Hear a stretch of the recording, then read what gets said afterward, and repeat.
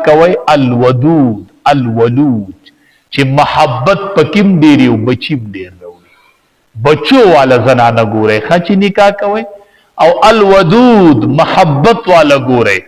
چې محبت پکې ډیری او بچی ډیر راوړي نو پته به څنګه لګي چې دا بچی ډیر راوړي نو د دې به خويندې واده شوي کنه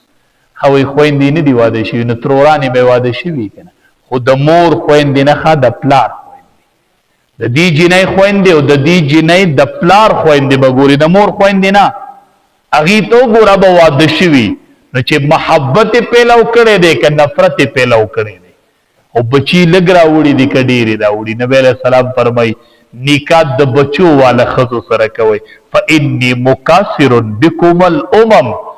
زه به د قیامت په ورځ چې خپل امت ډېر وینم زه به فخر کوم په قیامت کې زه به فخر کوم په جنت کې به جنتیان 120 صفی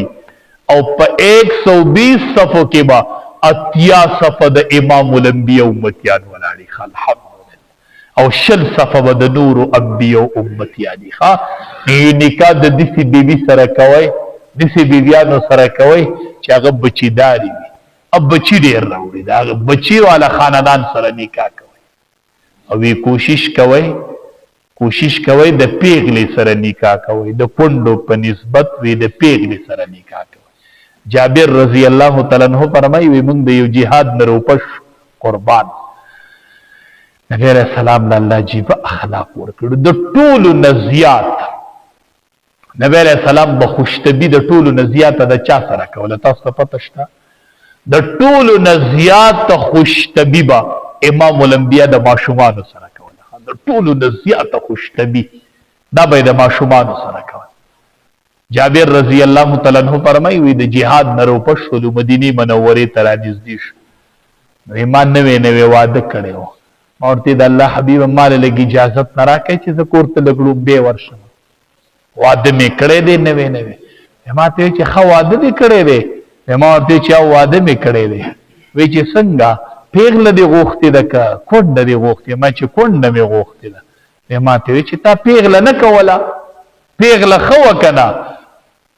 ما ورته چې ما کونډه کړې وي بیا وروسته وجه ښکاره کړله د اته خویندې وي د دې جابر رضی الله تعالی عنه ما وی چې که زه جینۍ وکمه نو دا خویندې مې هم جینکۍ دي نو د دې تربیت به ونه شي نو ما ځکه کونډه واغستله چې دا به دوی له د مور مینه ورکړي نو د دې تربیت به صحیح وکړي ښه نو چې داسې کور یې هغه ته بیا د داسې ښځې ضرورت دی ښه چې هغه د ده د بچو تربیت وکړي تاسو خیال یې بعضې وخت کې سړی وي هغه داسې ماشومه جینۍ وي کې کور کې بچي وي نو هغه له داسې عمر رسیده زنانه پکاري چې دا لوڼو له هغه د مور مینه ورکړي او دا لوڼه د هغې نه تربیت یې زده کړي چې دا یو افضولي نو بله به د بلې نه څه تربیت یې زده کړي نبی علیه السلام به ښه اصول ښودل ښه یو صحابي راغی وی انصارو کې نکاح کوم نبی علیه السلام ورته وینه ښه یو نظر یې وینه ځکه د هغې په سترګو کې وی لږ دغه دی یا شینوالی شنی دی یا پکې بل څه نقصان دی خو یې ویناول ښه وینا نو د دې وجې نه علما وی لیدلی شي چې کله د بیبي سره رشته کوي او ستا ورسره اراده د نیکۍ ځکه دا د عمر سودا ده هسې نه چې بیا په دې باندې پښیمانه سمانه د شریعت ډېر ښکلي اصول دي شریعت د ازدواجۍ تعلیم ورکړي چې د سړي د بیبي وي او د سړي د کور او ازدواجي زندگی د آباد وي نو په دنیا کې بهترین ملګری چې دی المرأة الصالحة هغه نیک بیبي ده چې کله دنیا کې بنده ته نیک بیبي میلو شي د دې نه بل لوی نعمت د دنیا چې دی هغه نشته دی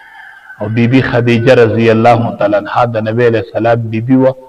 د لومبنۍ بیبي وه نبی علیه السلام سره یې داسې ژوند تېر کړی چې نبی علیه السلام به د مرګه پورې دا یادوله د مرګه پورې یو ورځ بیبي عایشه رضی الله تعالی عنها فرمایي وی مونږ کره غږ وشو اواز بیخي د بیبي خدیجې رضی الله تعالی عنها نبی علیه السلام ته ښه پته وه چې وفات شوې ده وی نبی علیه السلام په ژړا شو ما ورته چې د الله حبیبه ولې ژاړې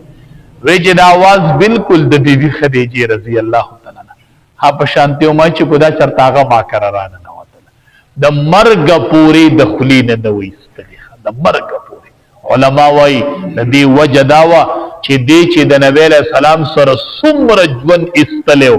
په ټول ژوند کې دی یوه خبره داسې نه وه کړې چې هغه د نبی علیه السلام په طبیعت چپه لګېدلي په ټول ژوند کې دا کمال دی کمال ټول ژوند داسې تېرول ټول ژوند داسې تېرول یو ورځ نبی علیه السلام له را روانه د بیبیانو نبی علیه السلام له را روانه د سالن روټۍ یې راغستې نبی علیه السلام له روټۍ راوړي جبریل امین راغی ویل الله حبیبه بیبي خدیجه را روانه ده تاله روټۍ سالن راغستې ستا خواله را روانه ده خو چې راشي نو ورته به ووایي چې جبریل امین راغلی و او جبریل امین وایي چې د الله د طرف نه راغلی ما زما سلام رب العالمین وایي چې په بیبي خدیجه ووایه او ته به پې زما سلام وایي چې جبریل امین وایي چې ته ورته زما سلام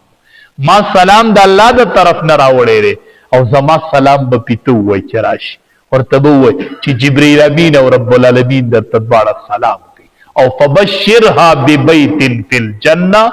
او زیری به ورته ورکړي چې په جنت کې درله الله یو کور تیار کړی دی په جنت کې درله الله یو کور تیار کړی نو ژوند چې سړی تېری ښکلی ژوند تېرو دنیا کې لږ وخت دی سفر دی وی الموت قدح کل نفس شاربها مرګ یوه پیالی ده کل نفس شاربها هر سړی به اسکي مرګ یوه پیالی ده هر سړی به اسکي والقبر باب کل ناس داخلها او قبر یوه دروازه ده هر تن به پې داخلیږو مرګ یوه پیالی ده هر نفس به اسکي او قبر یوه دروازه ده هر انسان به پې داخلیږي نو دا ګوټ او دا دروازه راته پراته دي